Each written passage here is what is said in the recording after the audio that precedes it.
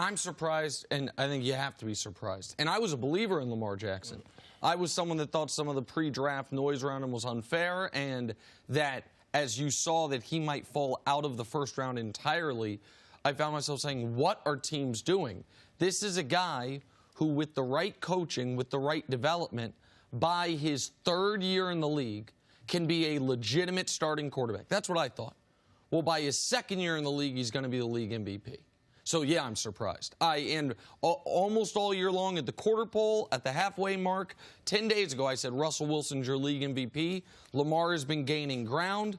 Russell just had, even though they won one of his worst games of the year, Lamar is playing a stretch of football right now that you can put up against any month any quarterback has ever played in the history of the league. Lamar's now taken the lead. So, in the MVP race, he right now is the most dangerous player in the league.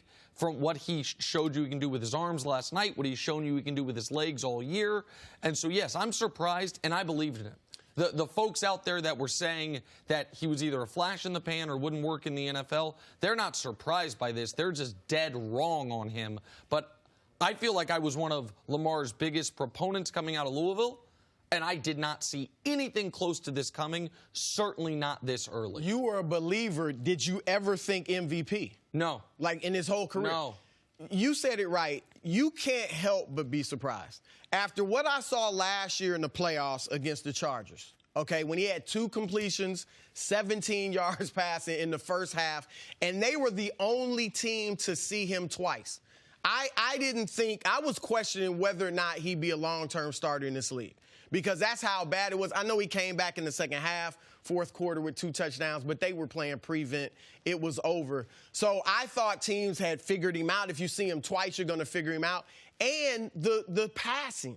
I mean, he completed, 58% of his passes last year. Wasn't that accurate. I just didn't know that he would be able to improve this much as a passer. So I am stunned. My question with him was more so his health. Like, could you run that often in the NFL and stay upright? And so I knew he could be successful momentarily, healthy, right? But sure. I didn't think you'd stay healthy. But real quick on the health thing, that's still a concern. Yeah, we still don't know the answer. Every game is going to be. But what he is showing is that if something at some point happens to his athleticism, either due to injury or age, he is showing that he has the ability, is the building blocks of a guy who can beat you without having to run the way he is. Because just a month ago, it would have been, to me, a more fair question, Jenna. How effective can he be without running? Weeks 3 through 7, he wasn't that great passing the football. Had 4 touchdowns, 5 picks, had a 75 rating. Now, one of those games was a game against Seattle where he was brilliant running the football. Another game against Cincinnati, he's brilliant running the football. But it was more this hybrid Mike Vick 2.0.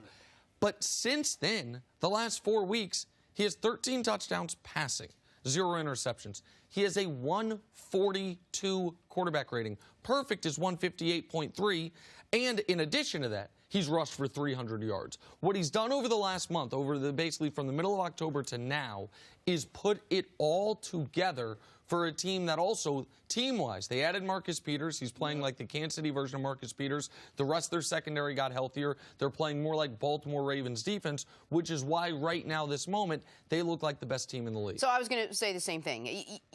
You know that if he does get hurt, which is very possible the way he plays, unlike sometimes with Cam Newton or Michael Vick, you know that he can rely on that arm, which you've seen the last couple of weeks. And if you listen to some of what the Rams had to say after the game, it was almost as if they went up against someone the likes of which they'd never seen before. His speed surprised them, his versatility, the way he moves the ball. It's like they prepared for him, but they didn't really understand it until they saw it up close and sort of in real time. What is the ceiling for Lamar Jackson, Chris? Hall of Fame. One of the all-time greats. There's no question about it. Look, obviously he has the talent. As you talked about the throwing improving, obviously he's got the running game, and he has the intangibles. It's rare to see that combination of physical ability and talent and the intangibles. The way his teammates and coaches talk about him, that shows you he doesn't, let's be honest, at the podium, he doesn't look like a great leader. He doesn't sound like a great leader, but he says all the right things, and the way his teammates rally around him, even last year in the playoff game, when fans were chanting Joe Flacco and all that upset a lot of his teammates. John Harbaugh stuck with him. I was saying go to Flacco because you got to throw the ball to get back in it. He stuck with Lamar, and that shows that this guy has the intent. We know he works hard because he's improved his passing, but I think his ceiling is the Hall of Fame. And look, if you're running the way he is, I don't think you're going to have a long career if he stays upright. Cam Newton has played essentially 8 seasons. This is his 9th. And he's twice as big as Lamar. And you see the hits, the toll that the hits have taken on him. So this may be a situation where running like this, you might have 6, 7 great years like this. He has shown the ability, maybe by then he can transition to almost strictly a passer. But even if he doesn't, if you get 10 years of this. Well, that's the thing is, at this point, like, longevity can be overrated in this regard.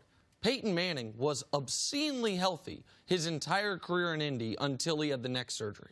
He won 1 Super Bowl. You know, Drew Brees has been wildly healthy.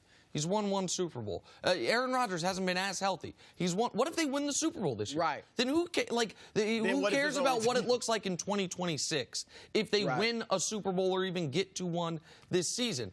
Special athletes, they reach their ceiling much quicker than we expect. You know when LeBron reached his ceiling? Right around year 2. Like, now he developed further. He got the playoff reps. But look at his numbers in year 2 and compare them to anything else. Luka Doncic.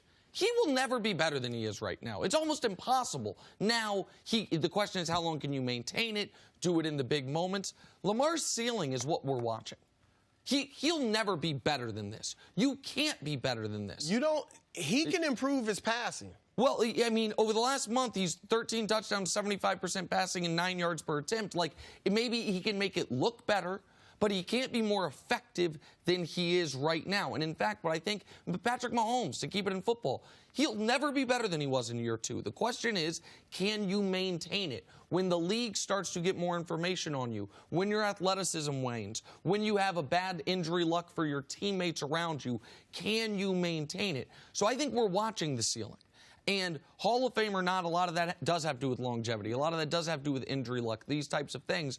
But we are watching a guy who, at his age, he's younger than Joe Burrow, who's going to be the #1 pick of the draft, who, at his age, is the most dangerous player in the league. And they can win the Super Bowl right now. To me, all the rest is almost noise. Like, I don't know what he looks like in 2024. I don't know what the world looks like in 2024. I know in 2019, there might be 2 quarterbacks in the whole league they would swap him out for, and they wouldn't feel great about it. Thanks for watching. Subscribe here to get the latest from the show. Also, be sure to check out more of the best clips from First Things First, or go watch a few segments from our other shows on FS1.